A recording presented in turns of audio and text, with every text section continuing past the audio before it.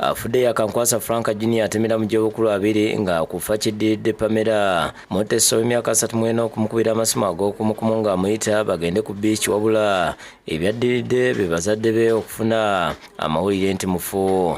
Nnyina Grace Mbabazi ategeeza nti Mutesi kitutte ebbanga ya myaka 5 okuva lwe yaganza mutabani we ng'ensonga yazitwalako ku poliisi n'atafuna kuyambibwa ng'okweyagatta okumujooga n'okumwogerera amafuukuule. N'ekyalo kyonna kimanyi nti omuwala oyo kuba abadde anjooga nnyo n'ajja n'ewaka n'agera nga siriimu n'avuga motoka ye n'ajja ewaka n'ateekako n'okuŋŋamba nti sinze nakutuma okuzaala omwana anyiri njagala obwenkanya kubanga Pamela amaze ne Frank emyaka 5 ereso ekimanyi yeekasijjagirwa mwami wa Lugembe yakitegeerako poliisi y'ekyabakuza yakitegeerako nagendayo yatuddukako tewali muntu n'omu yamulaba ng'agenda wabula twagenda wulira nga batuyita nti waliwo omuntu agudde emazzi amaze eddakiika 5 naye tebakola ki nga tavaayo kwekuddukanga yoyo omuntu gwe tumanyi.